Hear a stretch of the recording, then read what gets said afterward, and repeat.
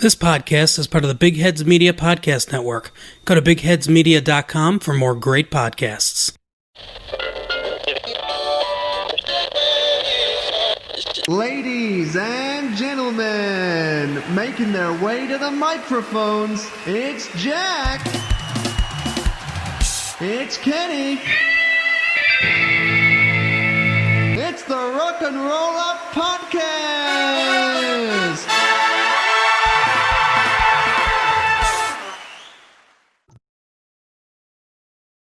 Hello, mates. Welcome to the latest episode of the Rock and Roll Up Podcast, featuring yours truly, Ken B, and my colleague here, Jack. What's your name? Jack C. Say hello, Jack. Say hello. What is that? No.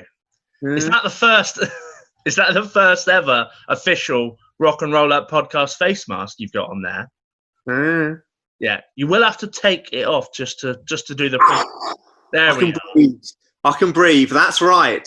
My name's Jack, and I've got a bloody official RRUP face mask. I was just pretending I couldn't speak or breathe. For a gag, for a joke, for a promotion. You won't gag on it. You won't gag on it. That's Hey. right. That's the logo, officially printed on there. Yeah. Now, we did put a poll up on the Instagram. That'll be gone by the time of release, but 100% of people said they wanted a bloody face mask, didn't they? That's 100. So there might be some face masks flying their way to your door at some point. If you like what you see, let us know. Comment, email, whatever. If you want one of these, repelling coronavirus with pop culture. That's what we do. It's the best way, I heard. Very comfortable. Yeah. Really? You can sleep in it. That would be a bit weird. You can sleep in it. Yeah. And then some people have an eye mask, right? This doubles as an eye mask. Ready? Whoop. It's quite nice, that. What can I say? And you can breathe. Wear it as a hat. Like an old washerwoman. Oh, it fell off. Like an old washerwoman. Yeah. Oh. How else? Don't know You could put it on the back of your head for you put it on the back of your head. Fashion statement, maybe. Just more from it's certainly a statement. Or just put it on as normal, right? Looks a bit weird when you have a little fluffy chin like me. Look, looks like you've got a strange little runway, right? Just pop it just gently like that. Now I'm like a little cowboy. Suddenly, you're a cowboy. What can I say? So maybe one day the world will own, each person in the world will own this mask. Every person. Let us know if you want it, guys. Yeah, very good. But we're not here just to promote face masks that may or may not be made. We are. Oh, okay, all right. Tell us more about the elasticity. It's giving me quite a dry mouth. Wait, what is it? Elasticity. Is that a word? Pretty sure it's a band. Yeah, maybe. We're not here just to talk about that. We're here to do just a bit of a general episode, a little bit of a shorter one than usual, perhaps. We've got some movie talk. We've got some music talk, and we've got some fun and games along the way. Of course, bloody fun and games. Come bloody on. Usual. Yeah. Should we start with some talk on the latest movies released? Because, of course, Corona has affected lots of things. That's why we're doing visual podcasting to start with, because we currently can't record in person, although that's going to be changing very soon. We thought we'd start talking about movies today. What movies are out? What movies were postponed? We're big movie fans, as you know. Thought we'd maybe, as the cinemas are just starting to trickle open here in the UK, some places around the world aren't open. I know we'll go on to the US, for example, but you know, a few cinemas are open. Kenny himself is visiting the cinema this very night, so we can report back as to what the new normal cinema experience is like. Will there still be popcorn? We don't know. No one knows. So we thought we'd figured let's start talking about movies. So would you like to kick us off with some movie facts? Well, I thought we'd talk about, so released in lockdown, because there's the release of movies has changed somewhat there were some films released in lockdown while cinemas were not there. The Five Bloods came out, the new Spike Lee. I Nice. think that was always going to come to Netflix though. Okay. King of Staten Island, that comedy came out. That was meant to go to cinemas. Hamilton came out. It's my nickname, King of Staten Island. Yeah, Queen of Gay Island. Gay Island. Yeah. Oh, you done me, mate. Oh. Hamilton came out. What came out as gay? Come on. This is what you've waited a fortnight for. Sorry about that. Sorry. Hamilton has been released From prison for being gay. You can't keep going on about the gay thing. Move past it. The original cast, Hamilton, was released. Have you watched it? Are you interested in watching it? I'm very interested in watching it. Don't pretend we both haven't rapped to it, because we have. Let's not. All right. I'm taking this horse by the chains, picking red coat spread it with blood stains. We've done all that. Yeah. I haven't very good. I haven't watched it yet, but it's written in a very extraordinary way. So I look forward to watching it at some point. Yeah.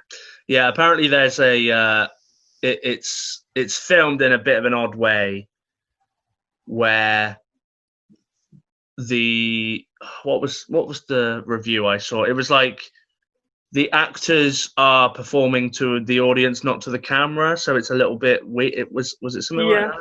I get that. I think when you film a theatre piece, it often there's something lost in translation. When you're in a live performance setting, there's something that's palpable about that, and I think the lens doesn't always capture that. When you see things like live, they're often National Theatre will stream live into cinemas, and so you can watch. Have you ever been to one of those ones? I haven't, although actually I would love to. I think it's a great idea if you can't make it to the theatre. Yeah, my mother has been to loads of them, seen loads of really good plays and things from that would be in London normally. It's a very good way of getting theatre pieces, but there is something lost. I think you can't see everything at once, and it's just. You often find a close-up of someone on stage perhaps is a little overblown, just because they're obviously used to acting to the room, not necessarily acting to a camera. Not to discount theatre actors, but just a different style, really. So sometimes it works, sometimes it doesn't. But if it gets theatre to the masses, then thumbs up. I'm all for that. So yeah, absolutely. So those are some that have come out during lockdown. So March, April onwards. But we are at a point now, as Jack said, where cinemas are largely open across Europe, across Asia. We'll talk a little bit about the US in a moment, but Tenet is out in cinema in the UK. That is the film that I will be going to see in IMAX.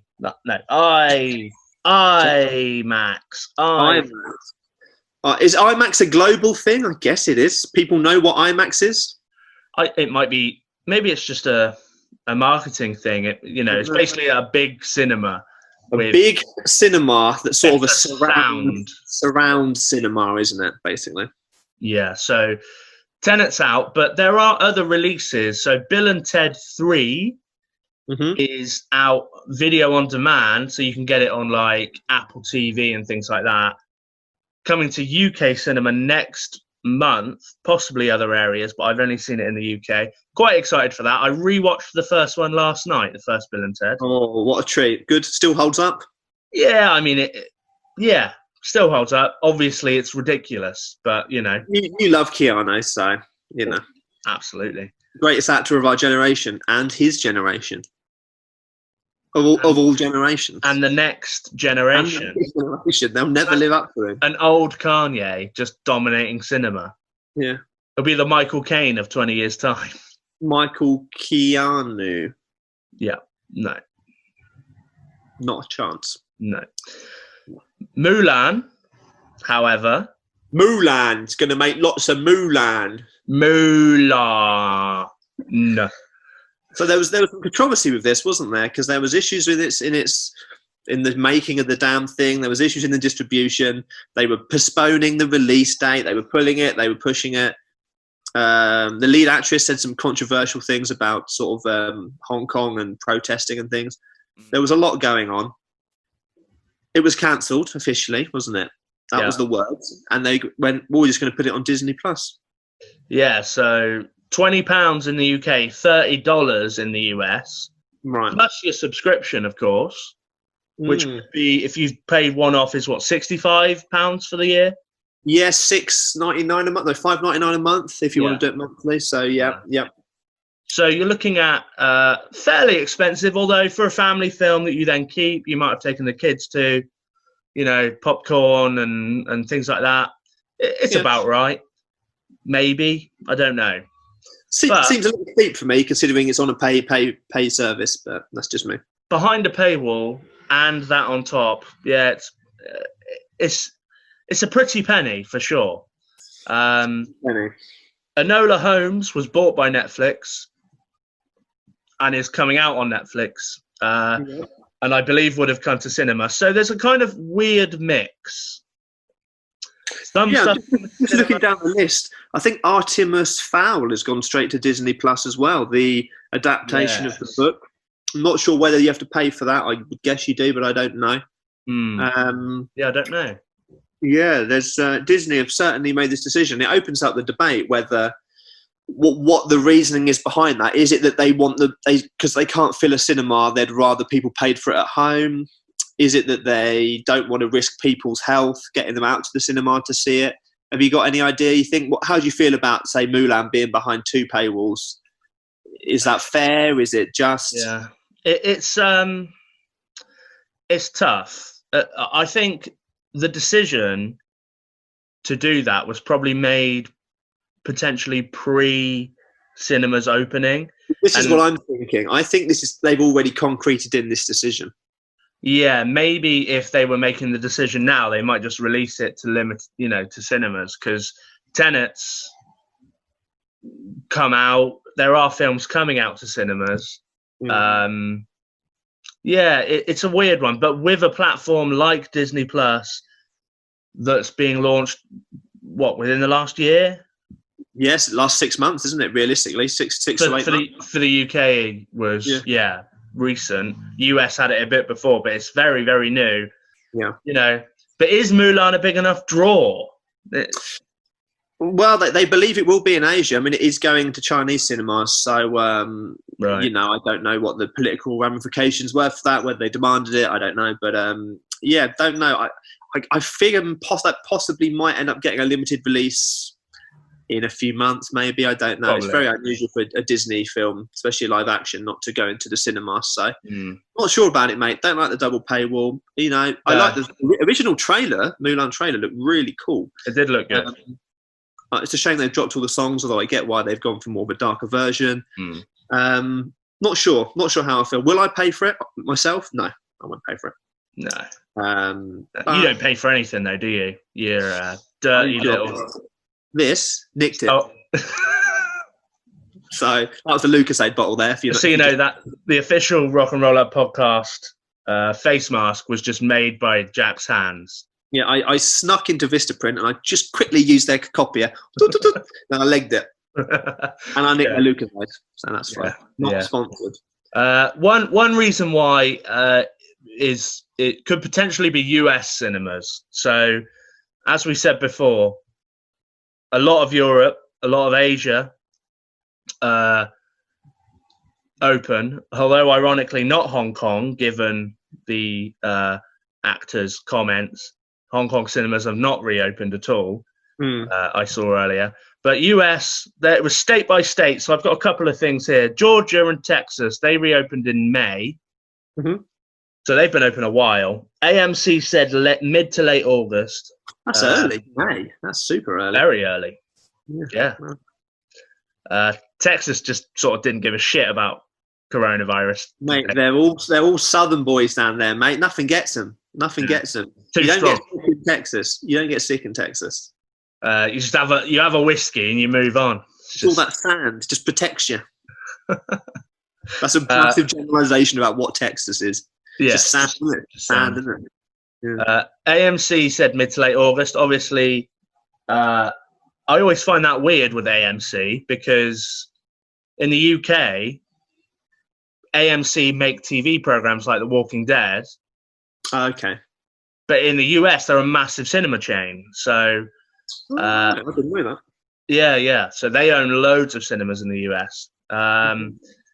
July 13th, Gavin Newsom, the California governor, ordered all indoor cinemas to close. So in California, they opened and they closed. Then it's, so they're in a wave of kind of things changing. Yeah.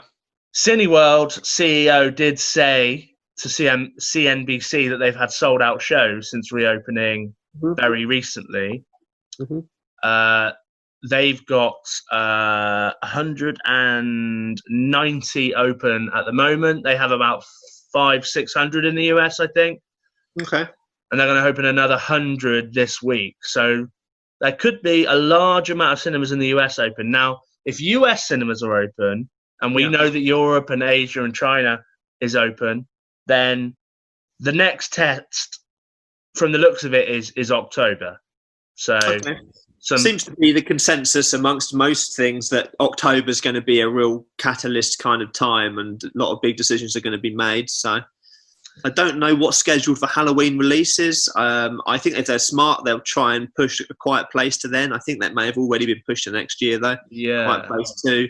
I know Conjuring 3 was ready to come out, I believe. Or was that still in production? I think it was ready to come out. Oh, really?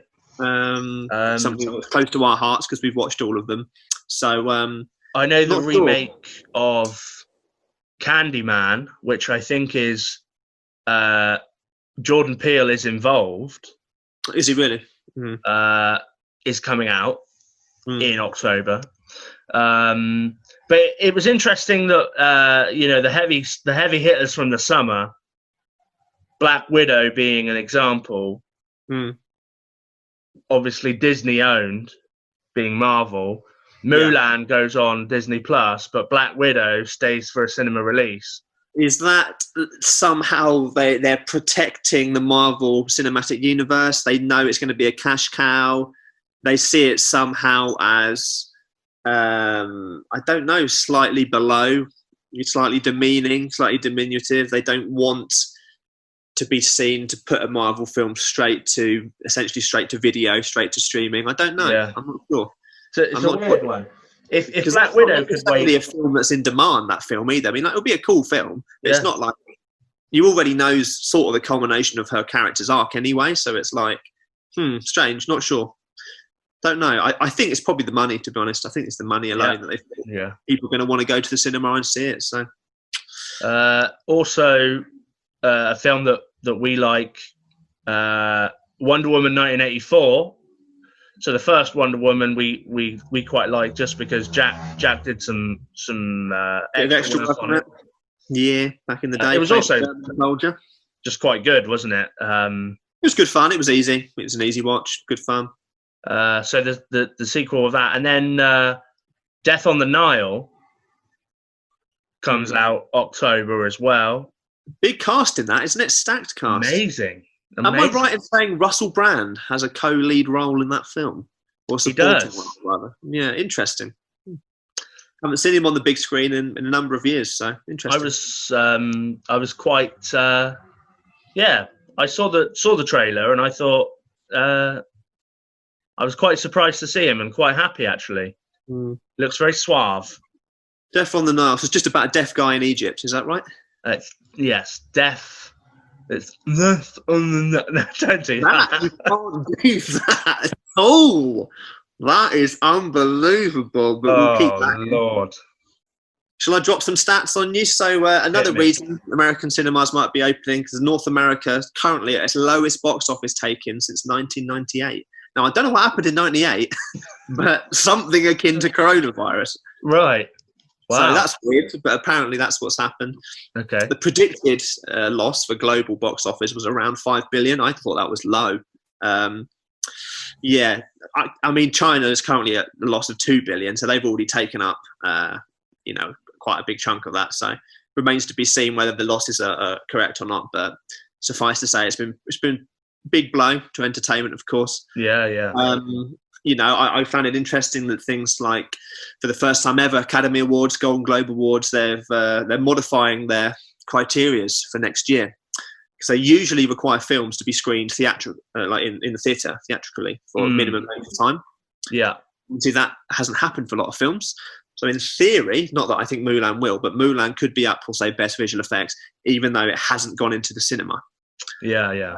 Basically, digital releases are being included for the first time, which is a pretty big thing for awards, whether you believe in awards or not. So it'll be interesting whether that then continues for years to come, when cinemas are just, open again. Yeah. Then the Hollywood Foreign Press said they still would rather there was at least a bona fide theatrical release at some point. So like we said, maybe it is, they may well release limited runs for films in order to get them eligible for awards. I don't know. Yeah. There's a lot to it. Got a little quick list of more postponed films, things that people were expecting. James Bond, we've talked about it. Yeah.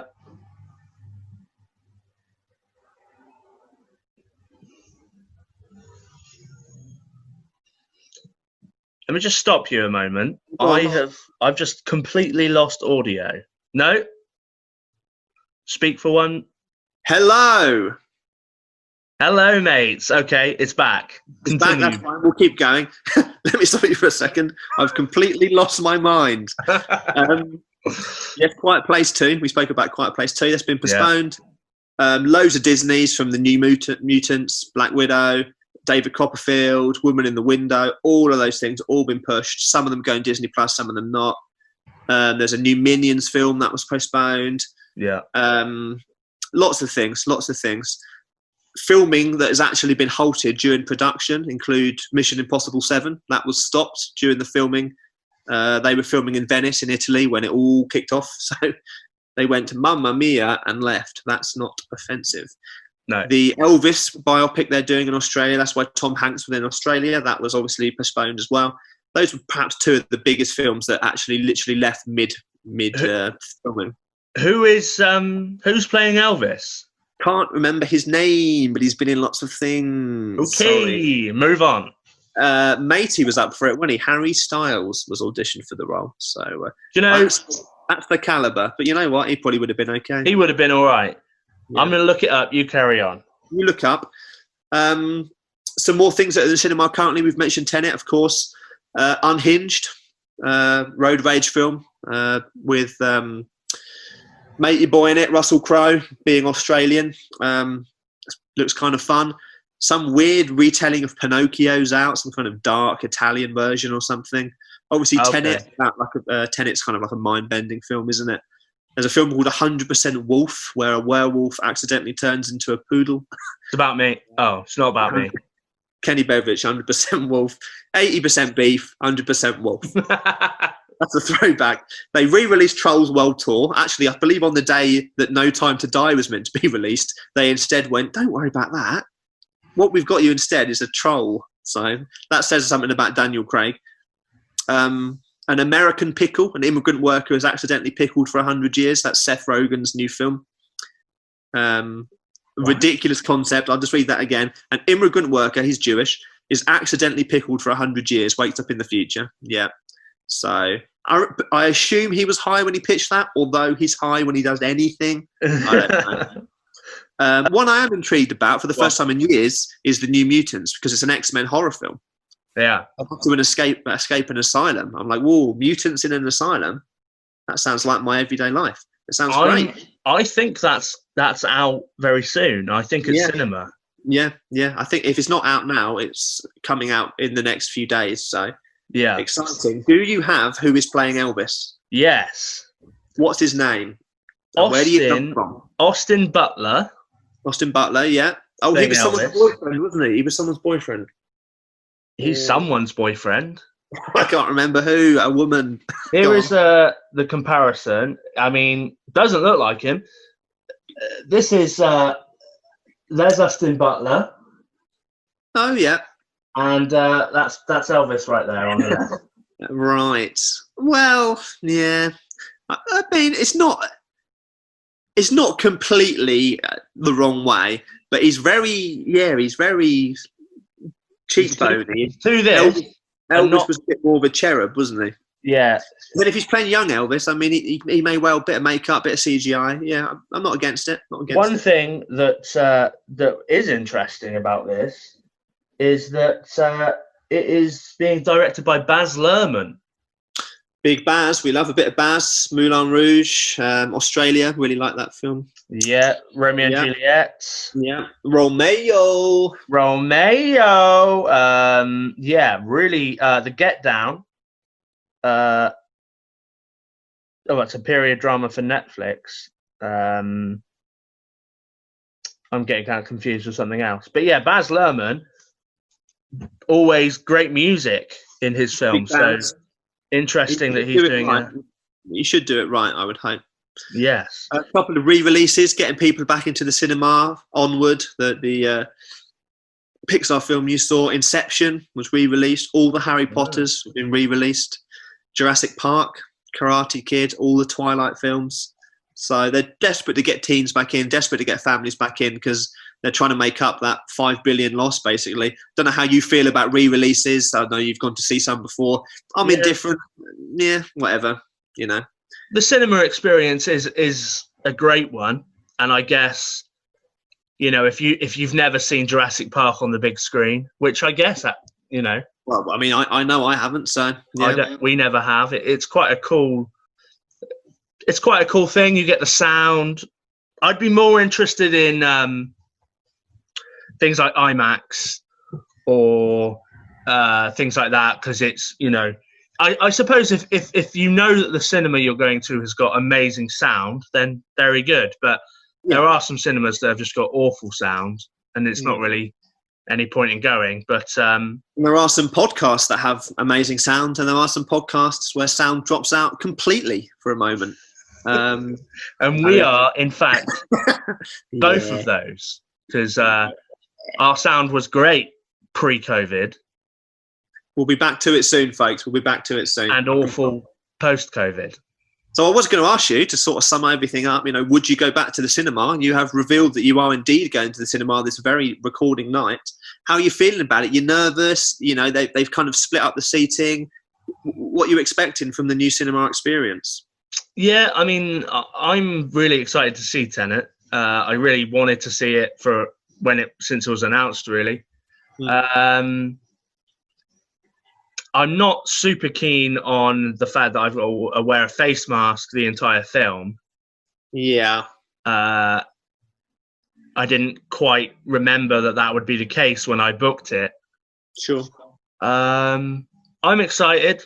Yeah, I'm excited. I think, you know, it's time to, if as long as it can be safe and everyone can be kept safe, then we need to support our creative industries. I know it, you know, big cinema's not exactly fashionable thing to you know, back up. You know, go to your independent cinema. There's absolutely I agree with that. They're going to need more help than the rest. But really, at this point, even View, Odeon, and Cineworld are going to need help. But you know, I'm always a lover of my local independent, the Savoy.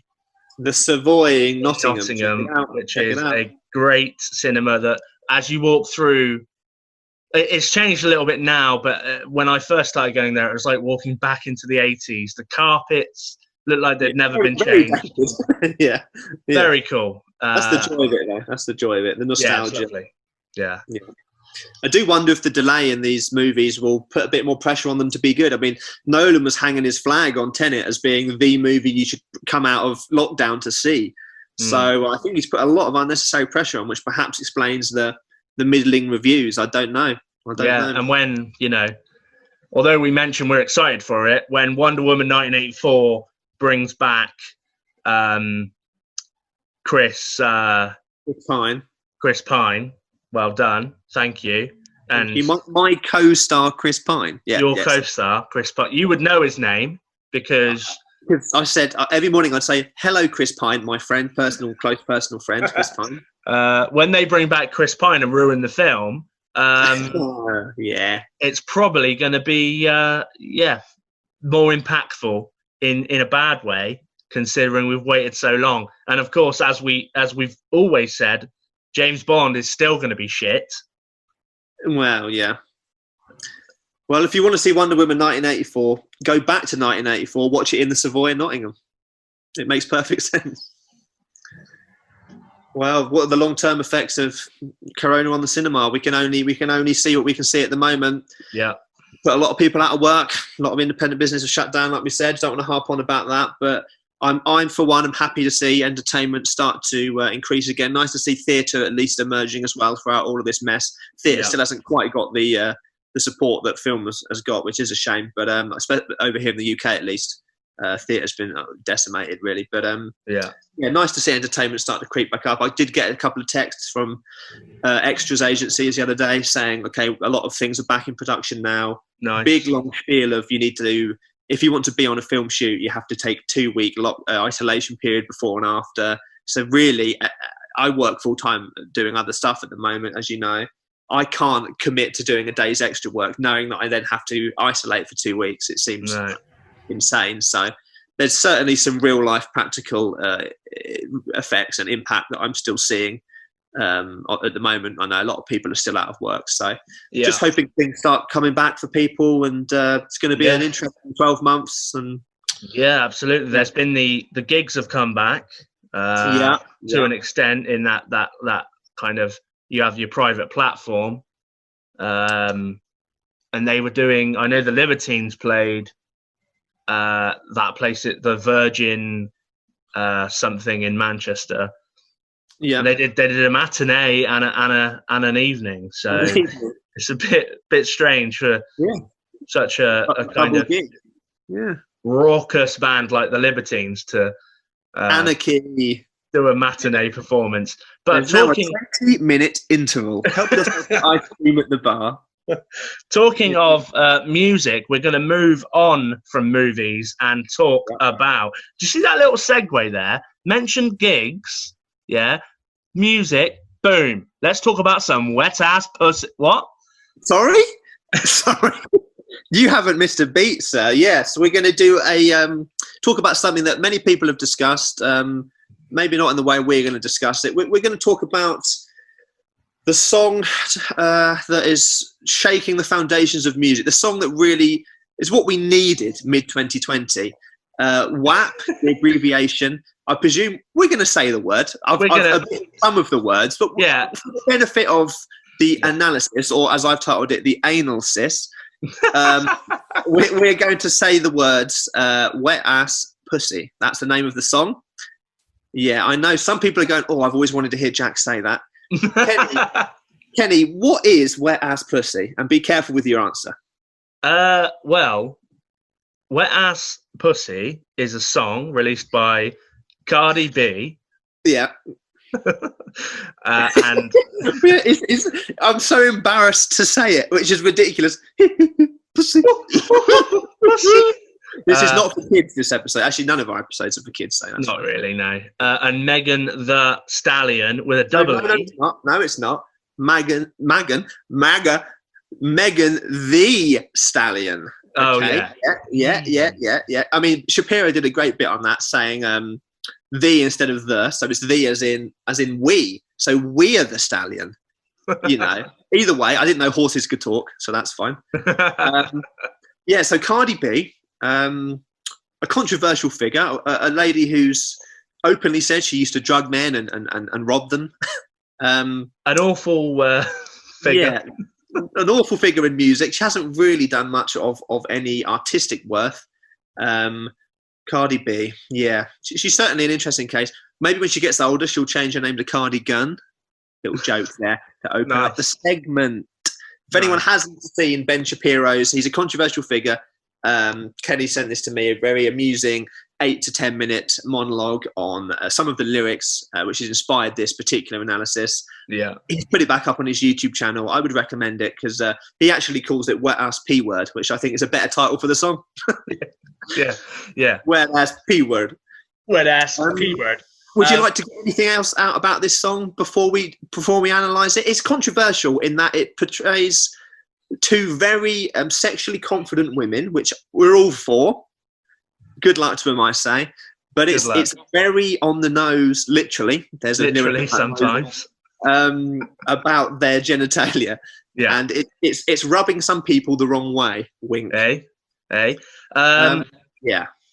The first question I'd like to ask you is: there is a censored version of this song. I say censored, in the sense that they censor the word pussy, as you should. We won't, but yeah. With and somehow made it worse. What if they replaced pussy with them? Wet ass pussy turns to wet and gushy. So gushy one is worse. Gushy is worse. Of course, gushy. Gushy. I mean, the jokes. I don't need to say anything. Gushy. Disgusting. The rest of the song doesn't change, so the context, they don't bleep everything. The context is still about female genitalia. I think I would rather wet ass pussy than wet and gushy pussy. Gushy pussy. Gucci Boochie. Gushy. Yeah. Anyone with fragile ears, by the way, you might want to skip this section. Probably should have warned the viewers about that. I've done a little lyrical breakdown. I've gone into detail line by line. We're both music fans. I come from a writing background. We're going to really go in depth here in the WAP, the WAP analysis. So we're going to begin. The song begins with whores in this house. There's some whores in this house. There's some whores in this house. There's some whores in this house. Hold up. There's some doors in this house. No, whores. Oh, sorry. You can carry on the song. I do like that. We can assume they live in a brothel. We'll assume that. All right. Yeah. It begins. I said certified freak, 7 days a week. Wet ass pussy, make that pull-out game weak, woo. To me, that says they never take a day off. They're 7 days a week. They're 7 days a week. All right? Not 5. Not a 40-hour week. No. 7. They're always on. It's always wet. It's always. It's always gushing.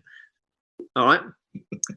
Chorus, yeah, you bleeping, fucking, with some wet ass pussy. Bring a bucket and a mop for this wet ass pussy. First concern, where's the wet floor sign? Straight away. Duty of care. Come on, guys. Come on, guys. Bring a bucket and a mop. So that is a concern, bucket and a mop. That's awful imagery, isn't it? That's disgusting. She's gushy. We've said this. We've been there, mate. Give me everything you've got for this wet ass pussy. That wasn't even the verse. Verse 1. Beat it up. I'm gonna sub in the N words for nincompoop. I'm gonna put nincompoop in there. Beat it up, nincompoop. Catch a charge. What that is? Little joke about domestic violence. There, he's having such vigorous sex, he'll be arrested. We've all been there. We've all been there. Extra large and extra hard. Just how I like my McDonald's. Yeah. Put this pussy right in your face. Now that sounds uncomfortable to me. I don't know why, but I keep picturing Alien when I hear that.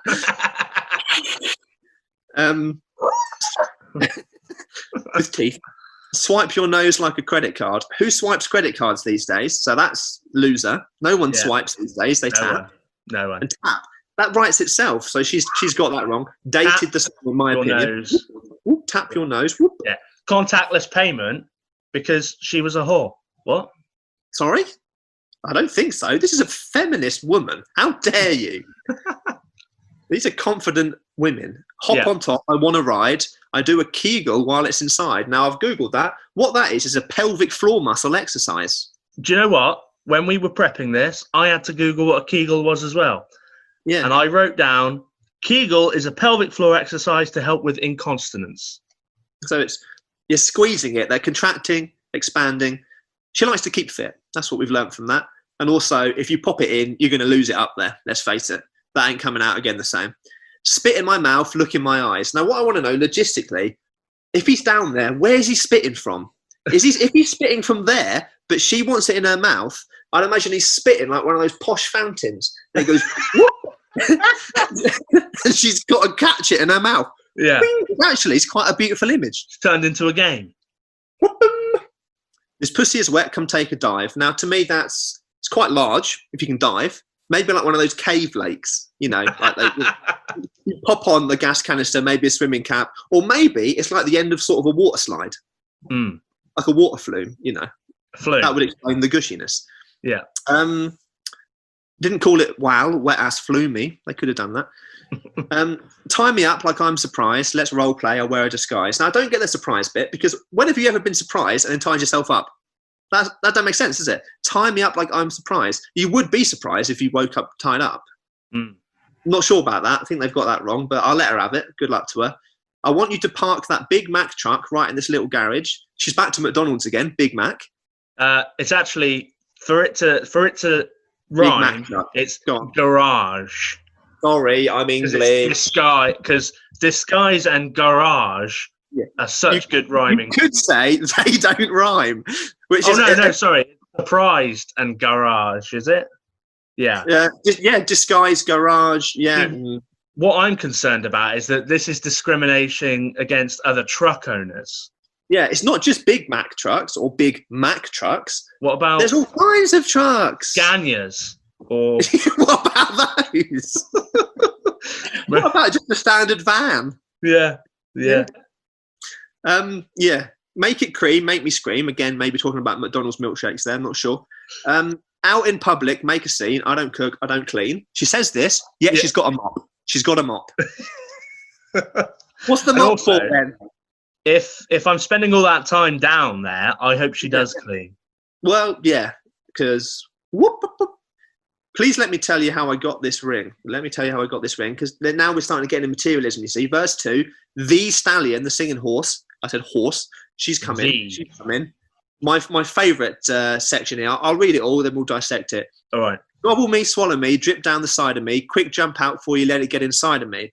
I'll tell him where to put it, never tell him where I'm about to be. I'll run down on him for I have a nincompoop running me. Now, let's break that down a little bit. There's actually little brackets at the end of each line. So I imagine this to be on the phone. Gobble me, swallow me, drip down the side of me. Yeah? Quick jump out before you let it get inside of me. Yeah? Yeah. I'll tell him where to put it, never tell him where I'm about to be. Huh? I'll run down on him for I have a nincompoop running me.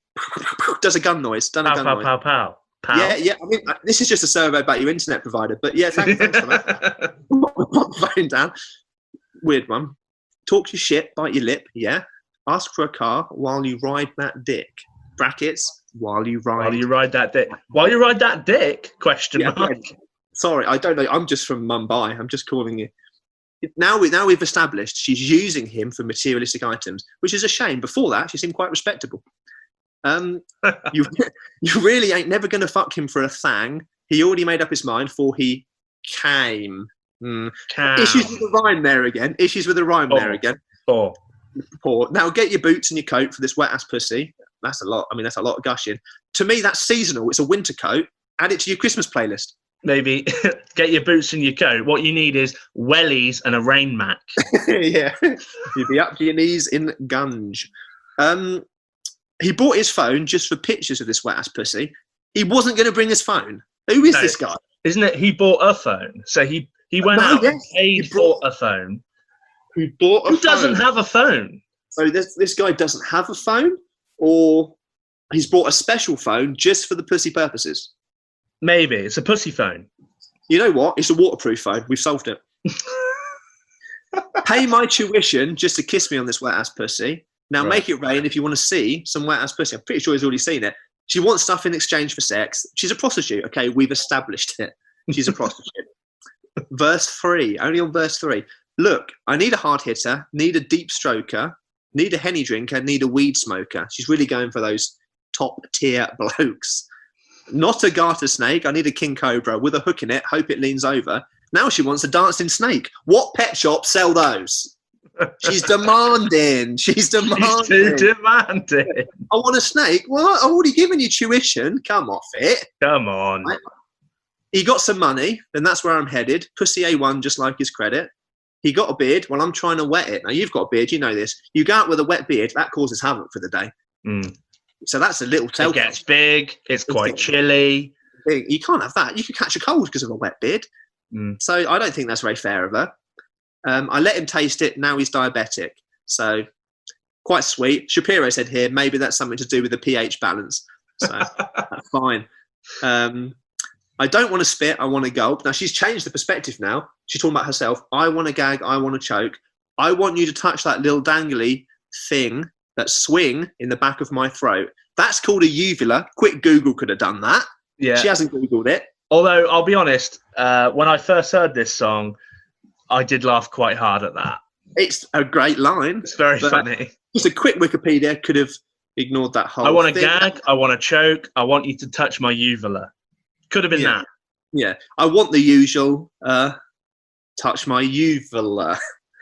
Yeah, quick Wikipedia, but she didn't. Lazy. My head game is fire. Punani Dasani. Now, Dasani is bottled water created by the Coca-Cola company. So that has been reported to be full of additives that can cause various birthing defects. So maybe just stick with Evian. Not sure. Maybe Dasani also means something else. But when I Googled Dasani, it came up with bottled water. So that's fine. This is the line I don't like. It's going in dry and it's coming out soggy. What's going in dry and why? Why is it dry? So dry? Why is it dry? The whole song is that it's wet. Why is it dry now? That's painful. Is it the penis that's dry? I guess. And then it's a soggy penis. Like an old wet rag. Yeah. That's horrible. I ride on that thing like the cops is behind me. Call back earlier because you mentioned cops. I spit on his mic. Now he's trying to sign me. That for me, commentary there on the casting couch mentality that much of Hollywood and the music industry adopts. She's gone very political, and I admire her for that. Yeah, absolutely. So she's spitting on his penis. Critical. Yeah. Megan's back in. Your Honour, I'm a freak bitch. Handcuffs, leeches. She's leeches? Leashes, not leeches. Maybe there's leeches involved as well. I don't know. She's in court, probably not for the first time. Switch my wig, make him feel like he's cheating. Call back because of the thing role play earlier. She's all there. She's all makes sense. Put him on his knees. Some men that if you can switch a wig. Hold on a minute. Where's my wife gone? They're playing peekaboo. Who are you? Why are you a singing horse? Put him on his knees, give him something to believe in. So, she's religious. Good on her. Never lost a fight, but I'm looking for a beating. Call back again to domestic violence. We can sing about that. It's fine. In the food chain, I'm the one that eat ya. She's a cannibal. Weird time to drop that one in. Probably the worst line in the song. If he ate my ass, he's a bottom feeder. Now, that's just a pun. That don't make sense. They've put a pun in there. They're having a laugh. That's just quite a good pun. Yeah, they're just having a laugh. They can have a laugh. That's fine. Big D stands for big demeanour. Not the coolest nickname. I could make you bust before I ever meet you, which calls back to the pictures. It's all It's all coming into fruition now. Yeah. If it don't hang, then he can't bang. All right, that's something I always say. Yeah. That size doesn't matter thing for these girls. Whoa, it matters, baby. It really matters. You can't hurt my feelings, but I like pain. It doesn't rhyme with anything. If you fuck me and ask who is it, when I ride the dick, I must spell my name. I'm not confident she can spell her name, so the jury's out on that one. I don't understand that line. When I ride the dick, I must spell my name. What's that mean? I shall tell you, what I had is the juices would spell her name on the body of the man who she's riding. I mean, if anything, that's, I would like to see that on Britain's Got Talent. That's a circus performance, if anything. Yeah, that's a talent. Yeah, you fucking with some wet-ass pussy. You bring a bucket and a mop for this wet-ass pussy. Give me everything you got for this wet-ass pussy. Now from the top, make it drop. That's some wet-ass pussy. Now get a bucket and a mop. That's some wet-ass pussy. How many buckets and mops has she got? Does she live in a hardware store? Why is there buckets and mops everywhere? I can't get on the bed, love. Yeah. I'm talking whap, whap, whap. That's fine. That's some wet-ass pussy. Macaroni in a pot. That's some wet-ass pussy. That's what she wants for dinner? Or is that what it looks like? Because if that's what it looks like, get yourself to the clinic. Macaroni in a pot. Do you know what I think this line is? And I got it from Anthony Fantano when he talked about WAP. Macaroni in a pot, when you stir it, makes a sound like sex. It's really cheesy. Cheese. Cheese. Outro here. There's some whores in this house. There's some whores in this house. There's some whores in this house. What? There's some whores in this house. What? There's some whores in this house. There's some whores in this house. There's some whores in this house. There's some whores in this house. Now, I used to think that women achieving the vote was the biggest success of modern feminism. It's been surpassed. Pretty powerful stuff. Well, thank you for that. Any thoughts on Dr. Cowling? Thank you. Yeah. I mean, you know, it's a song that is obviously there to be provocative. It's certainly been provocative. Nice analysis. Funny. Liked it. Thank you. What do we think about this song? Just for a 2-minute discussion. Is this female empowerment at its most braggadocious? Well, I think people really need to hear the opinions of 2 straight white men on this. Is it the objectification of women through the most disgusting means? And I don't know. Am I offended by it? No. No. Am I concerned that this is the future of music? Perhaps. Is it funny? It's funny. Yeah, it's funny. Is it clever in places? Yes. Yeah. There are clear callbacks. There's clear structure and everything that is there that is used for a reason. Yeah. There's some good rhymes. There's some good puns. There's some bad lines. It's unapologetically gross. It's self-objectification. You know, if I wrote this about a woman, I would expect people to not be happy. But if I wrote it about myself, then it's fine.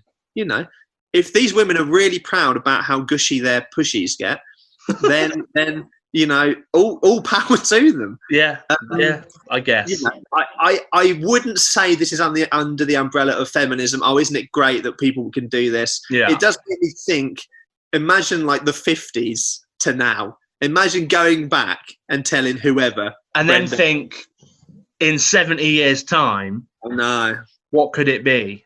It's amazing that we've reached the point where this can be on the radio, and this has a video which is essentially a porn number video.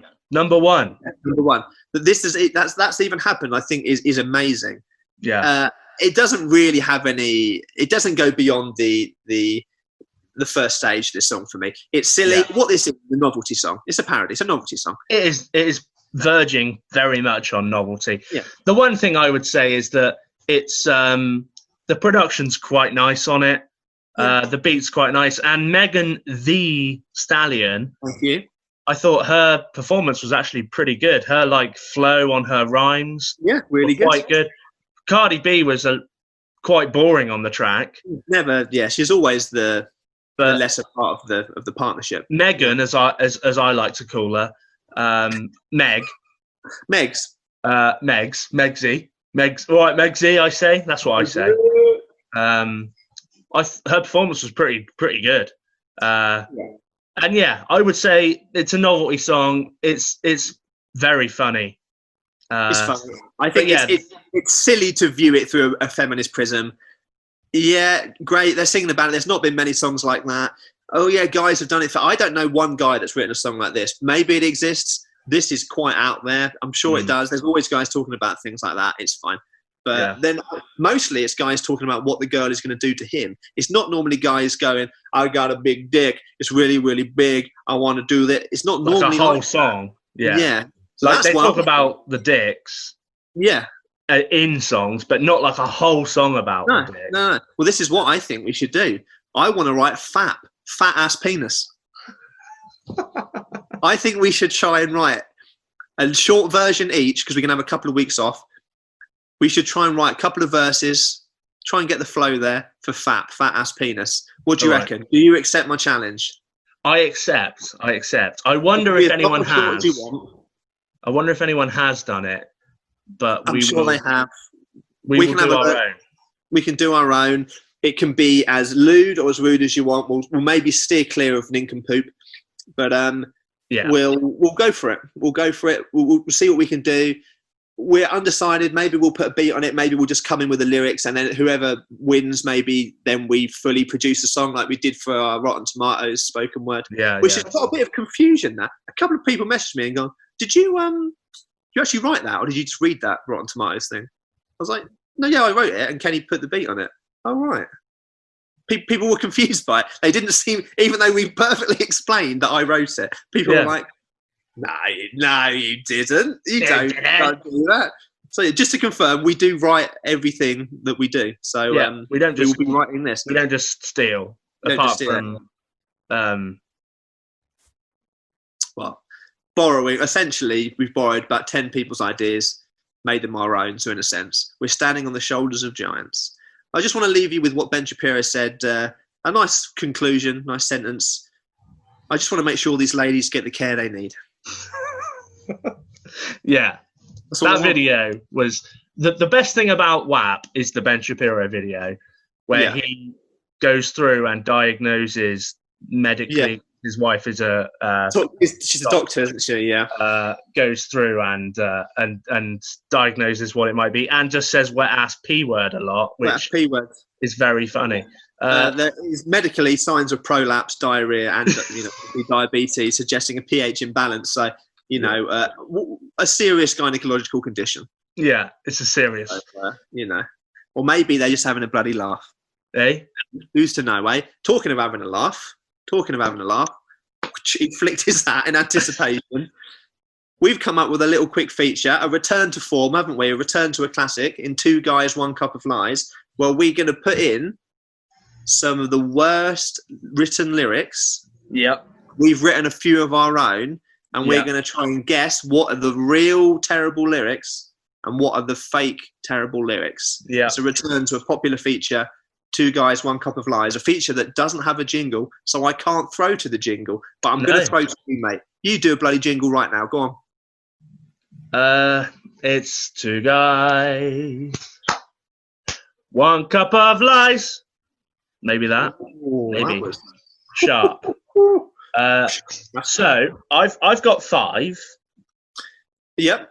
Should we go? And I've got 1 lie. Okay, fine. Oh, you've told me how many lies you've got. Okay. Maybe I shouldn't have told you. I've got 4 lies. I've got 5 lies. Yeah, all lies. I'm lying now.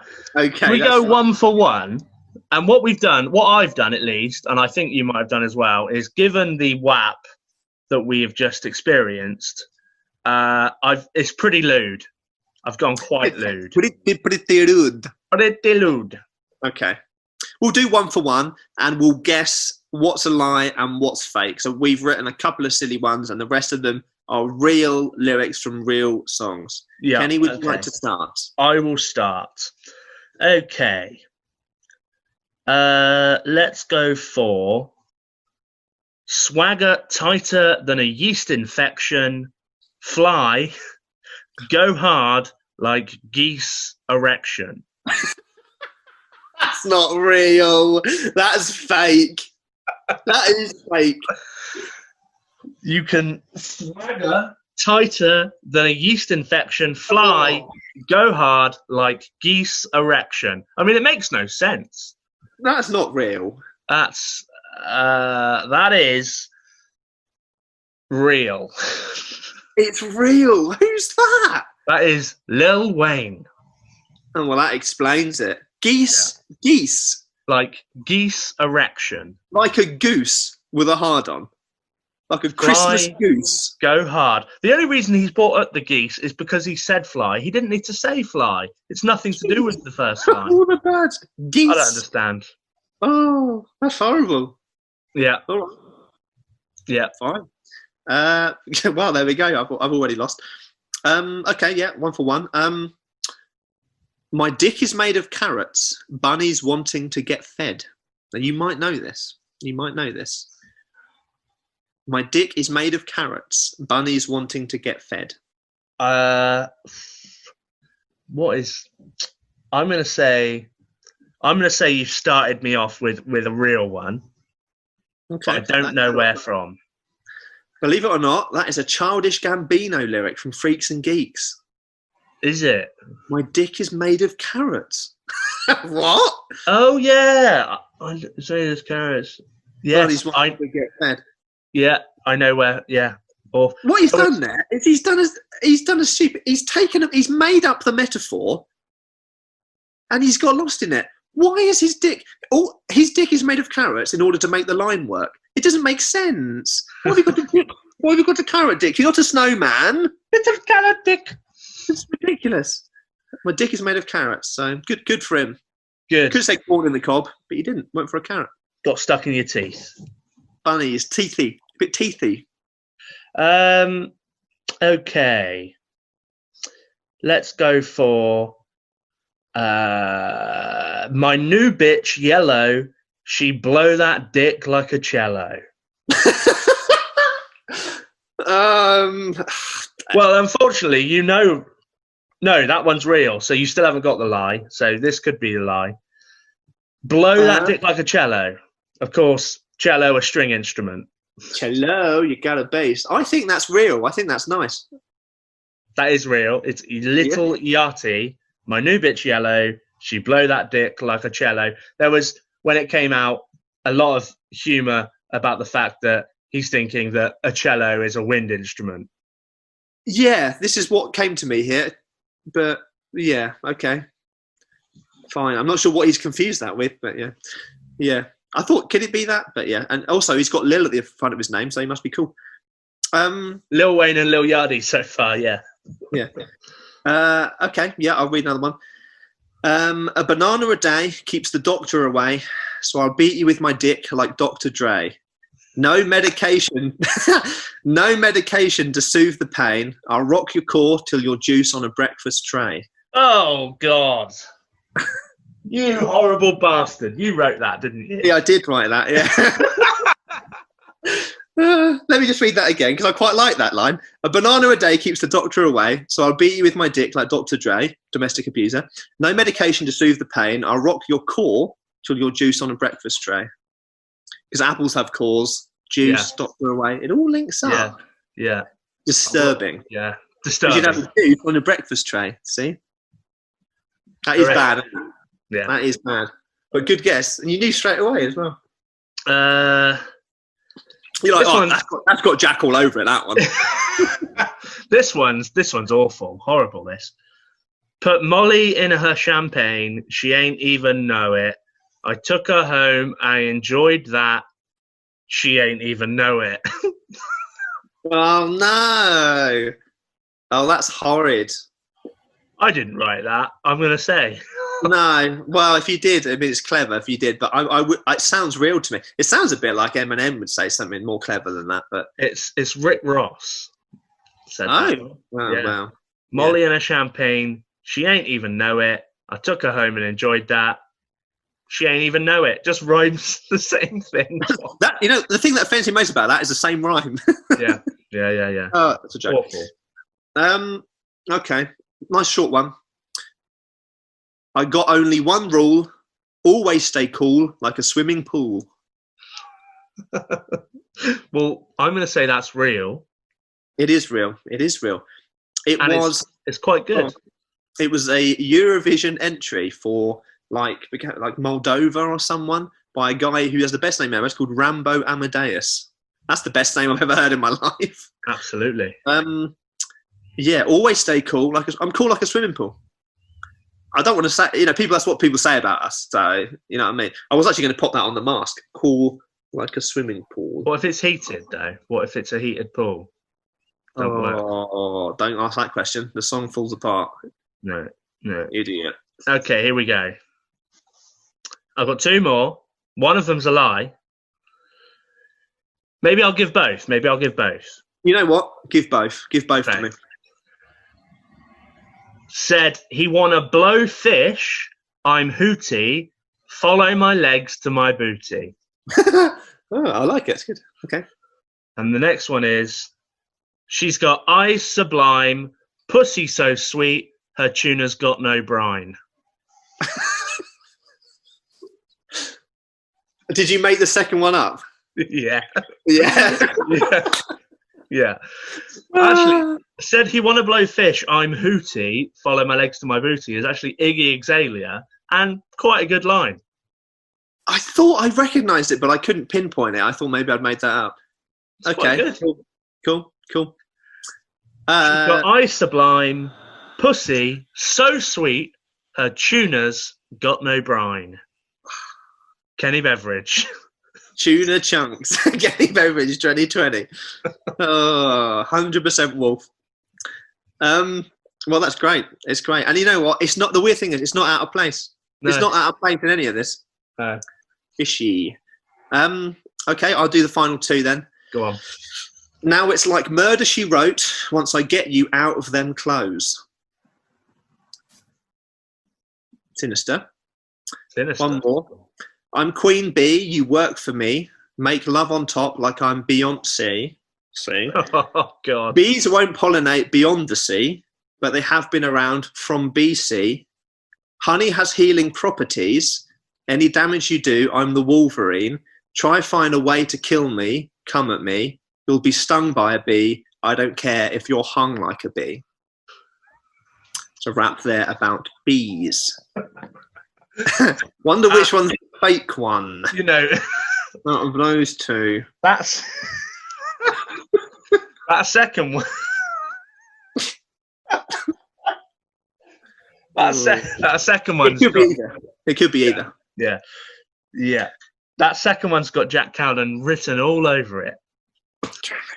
Yes, that is correct. That was actually from a song I wrote at uni called 32 Bees about someone with a honey fetish. Yes, uni was a strange time for me. Now it's like Murder, She Wrote, once they get you out of them clothes. It's from Ignition, R. Kelly. It's like Murder, She Wrote. He's going to kill her. Is that the connotation here? I know he pees on girls' faces. Is that? I don't understand the connotation. It's like Murder, She Wrote. What? That's what you want to hear on a date, isn't it? Yeah. Oh, This thing's so good. It's like Murder, She Wrote. Can't wait to murder you when you get out of that. What? Sorry? Nothing.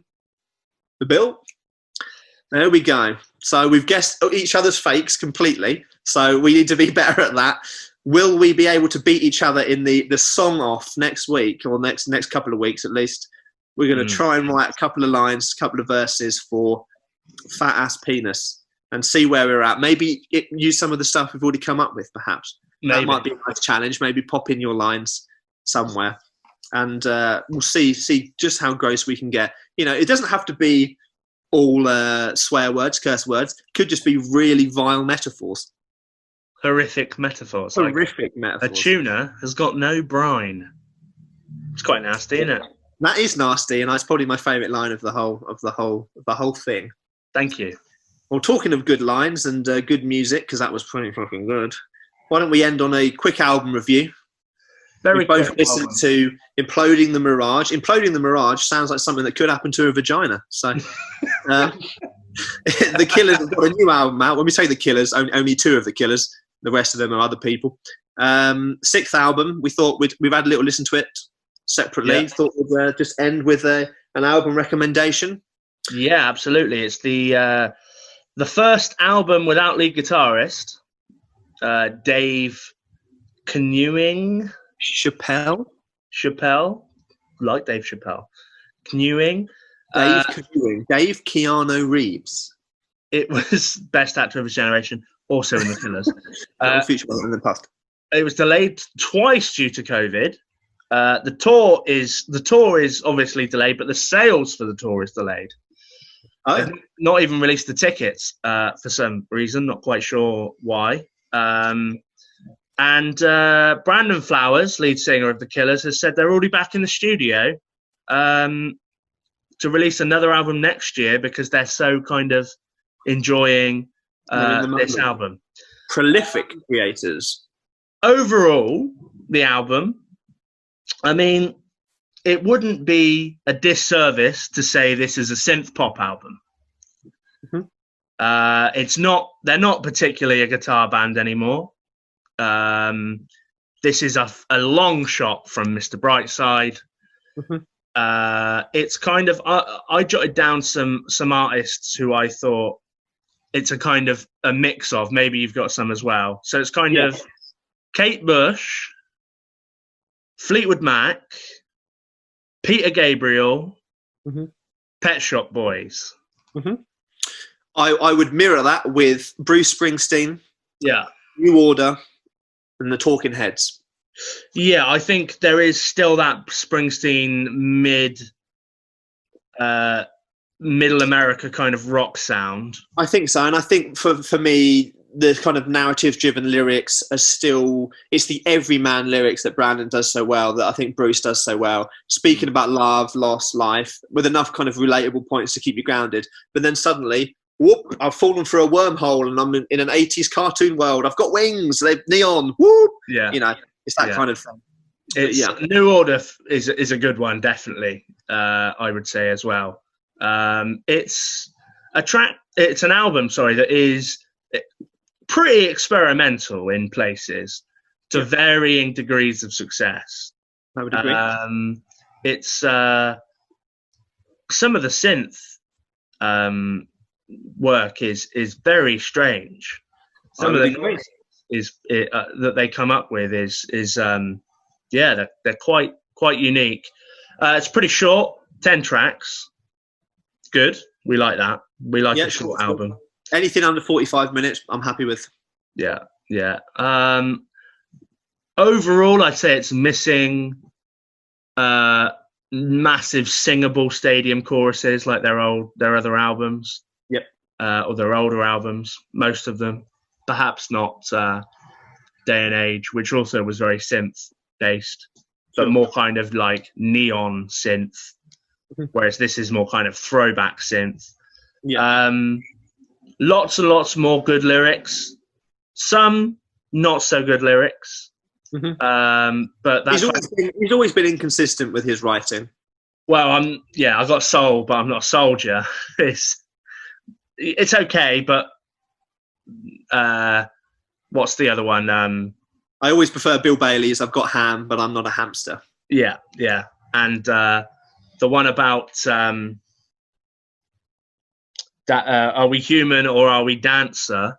Yeah, never like that. Which should be, are we human or are we denser?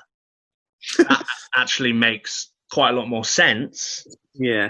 Well, there's definitely some dense people around the writing of that song. Yeah, precisely, yeah. Standout tracks. I've got a few. I don't know. Have you got anything else to say on overall? We'll do a kind of bit of a review section at the end, maybe. Yeah, I had some notes. Yeah, I can. They're a bit mixed up, but yeah, just to kind of, I wrote some notes. Kenny had listened to the album slightly more than me. I did put it all on. Just some shorthand notes for me. Very new wave synth heavy, especially synth lead hooks to some success. Some synth for me sounded outright bad. Actually, didn't sound good. Stood out. Some of it sounded really throwback and really worked. Yeah. On a track by track basis, I think it just depended what they used. Jubilant, grandiose choruses, on pretty much every song, which is something that the Killers always do well. Negative for me, quick negative, simple drums, dancey drums, but not very fill heavy. And Ronnie is an exceptional drummer that has all but been stripped of his originality in this song completely, in this whole album. It didn't really need to be there. So that was sad for me. Like you said, they've completely stepped away from that. They're not really a live band at all anymore. They don't have a live band stadium sound. It's gone. Yeah. I think the album as a whole would be very much suited to a drive-like movie, 80s, very of its time. 80s throwback is super in at the moment, as we've discussed before. They do change it up a little bit on a couple of tracks, but we can go into that in a minute. But from a structure standpoint, most songs, simple start, quiet start, builds to the end. Essentially every song does that, which I think for me slightly reduces the impact of that writing style, because that every song's going to build up to a massive crescendo and then he's going to bring it down. Like I sort of knew kind of how it was going to go, but some songs do that well. They kind of reach this ecstasy of sort of, if you listen to it through monitors or something, it probably blows your mind how amazing the sound is. Yeah. But yeah, I mean, you'd feel free to jump in, Bona. But yeah, it's like his voice is kind of cool, bit better maybe. Sometimes we've struggled with his voice. I think it sounds good on this album actually. Yeah, puts on a little accent certain times. I think they put in a lot of effects on his voice, which, to be honest, probably helps in sounding like he can sing really well, which he can't. We all know that he can't. He's managed to get through being just about average. Sometimes Let's Dance by Bowie and things, he had that kind of vocal fry kind of thing going on, reminded me of some Bowie vocal production of the time. Actually, it is kind of, that kind of electronic Bowie-esque sound is quite close, actually. I do think a lot of the album suffers from the co-writing syndrome of it sort of has become a Brandon solo project, but he's co-written with a couple of other people, and you can just see it morphing away from just changing from what it was. The last album was a sort of a stepping stone into this balls out throwback 80s sound. Like, this is what we do now. This is what we do. There's not really one song where you go, oh, they've gone back to their old thing. It's like, no, this is what we do now. You know what I mean? Yeah. To some success, but maybe you want to have a little chat about some of the songs in particular. Yeah, so there were some tracks that I really disliked. One in particular was Fire and Bone. Yeah, I thought was a very strange track with a lot of weird synth sounds. Didn't really work for me. Yep. Flowers is kind of crooning over the track. Yeah, more talking than singing. It's experimental. It was one of the kind of leaps that they took on this album that I don't really think worked that well. However, there were other songs where some experiments worked very well. So, Blowback, I thought, was one of the better tracks on the album. The second track, it's more typically Killers. It's got very pop piano chords in it. It's very clean.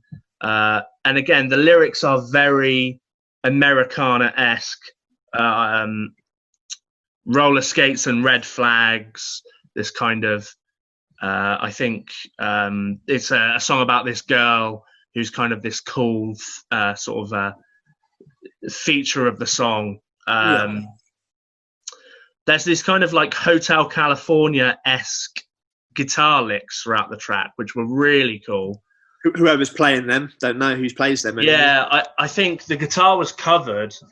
They asked the guitarist to come back and record, but he didn't. I know that on Caution, the single, it was Lindsey Buckingham. We can come to that. Yeah. There is a kind of a cappella ending on that track, which is really good. And talking of the drums, there's a welcome kind of bass drum change before the end of the towards the end of the track, which is much needed because they almost sound programmed at points. Well, the actual drum production on a certain tracks, there's some big traditional 80s kind of gated reverb fills akin to Phil Collins and all those kind of things. They're mixed in. What they've done is what we've all done before. They've mixed electronic with acoustic drums. Of course they have. They've layered the hell out of the electric drums, and you can just hear Ronnie there in the background holding things down. But on occasional songs, it really booms. And it really keeps this four to the floor thing going well. I remember I read an article saying that he described the production as delightfully uncomfortable. And I think that comes from his position, perhaps, of I'm not quite fitting in how I used to. I don't want to put words in his mouth. That was how I would interpret it. For me, there was no iconic drum licks or anything like that. It doesn't have to be, but there was nothing for me that said he was really living in every song, you know what I mean? But it is nice to hear some songs that are lifted drum-wise, for sure. Yeah. I've got Caution, which we mentioned a moment ago.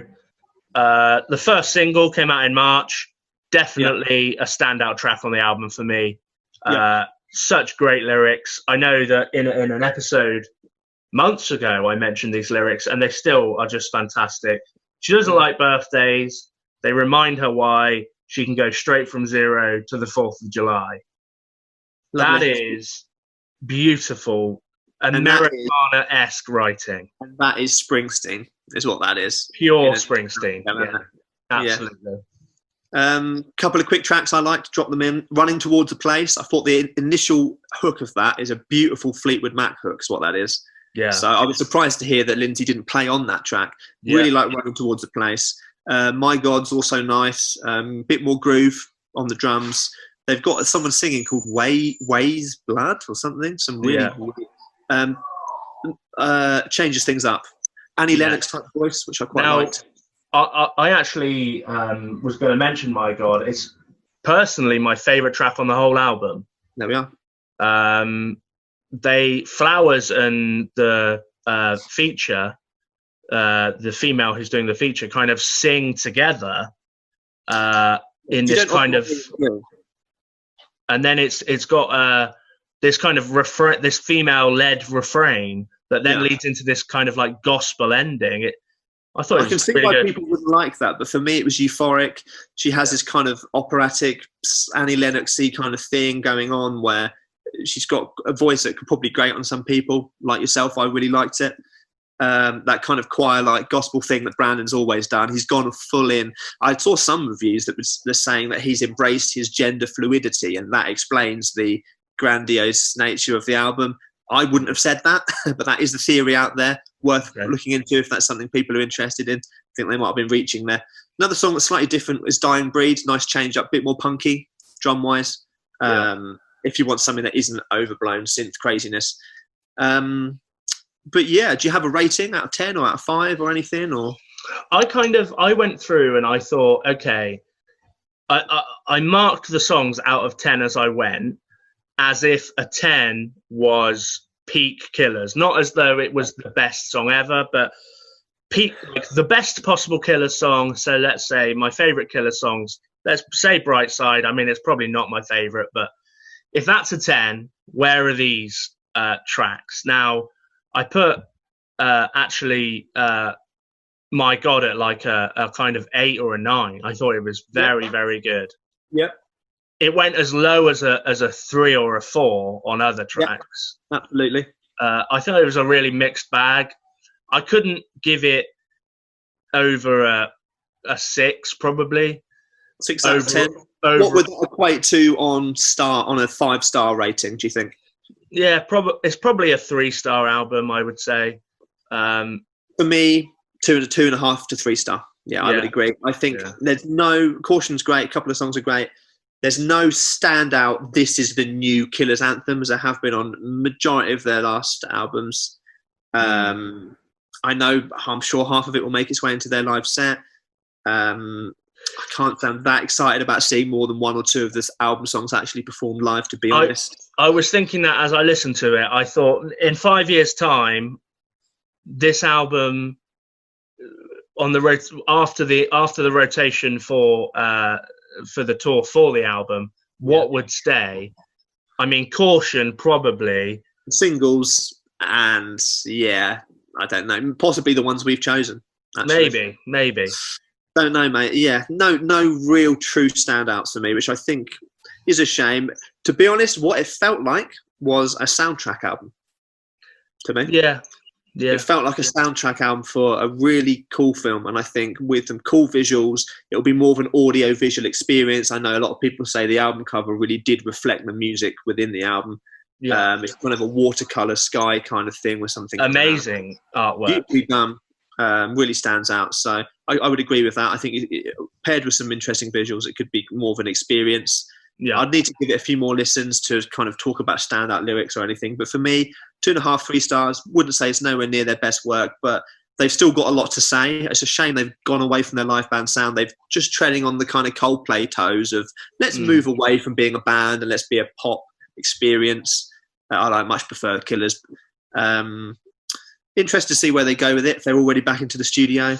Cool. Yeah, I mean, it's kind of like one of those albums where you think they're a band that they're not making music now to please anybody. Maybe this is them unbridled. You know, that it's definitely an experimental album that is it sounds like maybe a passion project. It does. I do wonder in 2-3 albums' times whether Brandon will be the Killers and there'll be no one else around him. I would anticipate that happening. I know his solo work, some would argue, is better than the current Killers work. There's some argument to be had for that. He's stretched every which way, so whether he can continue to write and produce and do everything for years, I don't know. But I'm glad that they're still producing. One of the best rock bands of the last. I would still say they're a rock band at heart of the last. Well, ever, the last 20, 25 years for sure. Yeah, absolutely. And look forward to seeing what they're doing. But, looking back on this album, not sure. They're on the precipice here of something else. This feels like they've just fallen into this 80s camp now. I'm interested to see where they go next, if they're already in there. Will they do more of this? Will they go back to their roots? Who's to say? But they've still got something to say, and in a chart that's full of things like WAP, it's interesting to hear some pretty cool synth. There's definitely cool synth. Maybe a bit too much, though. Maybe too much synth. Just dial it down, Brandon. You fucking... Just take the synth and just... Take the button. Whoop-ah! Yeah, a lot of synth. But there you go. Imploding the Mirage. Let us know what you think below or through our various social media channels. That is the episode.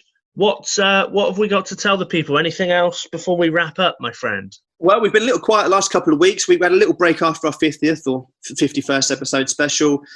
Some things happening in our lives. We're busy doing other things, so we've don't worry, we're still posting on all the socials and things.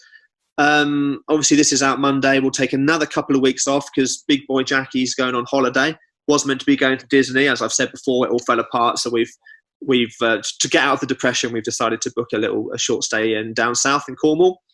So I won't be here for a little while, but Big Ken will take over social media and things. I'll be posting some stories. Might possibly do a little vloggy vlog if people are up for that. Just show people what we're up to in hopefully sunny Cornwall. Fingers crossed. So this episode will be out. Won't be a new episode for a couple of weeks, but there may be some interesting content. So get on the Instagram, Rock and Roll Up Podcast. Get on the Twitter, Rock Roll Up Pod. Get on the Facebook, Rock and Roll Up Podcast. Search all that. You'll see our stuff there, and you might see me getting me nipples out on a beach somewhere. You know, put that on your fucking mask, mate. Is that a promise or? That is a promise. Oh, can't wait to see your wet ass. I've got a new trunk, so my wands. Yeah, well, enjoy your time away. Thank you, mate. Of course, it's a Kenny Beveridge birthday coming up as well on the 7th. It will be my 29th year. Oh, he's creeping to 30. I have been pubic for... I have been unemployed for... Yeah. No real plans for your birthday, but we can send everyone love, of course. We'll be tweeting about Kenny's birthday anyway. Little picture of him like there was of me. Hopefully he'll put his finger in a little cup like I put in mine. Woo, and then get asked, why have you put your finger in that cup? Sorry, why have you done that? To check the temperature. Idiots. Come on. My elbow don't fit in a cup. No. Losers. No. Neither does my wet ass. Your fap. Neither does my fap. Anyway, you can listen to this episode on YouTube, of course, with the visual content.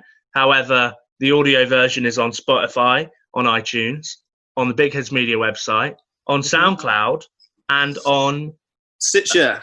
Stitcher. That's the other one. Always. Stitcher. Stitched me right up there, haven't you? I've stitched him like I stitched this mask with my bare hands.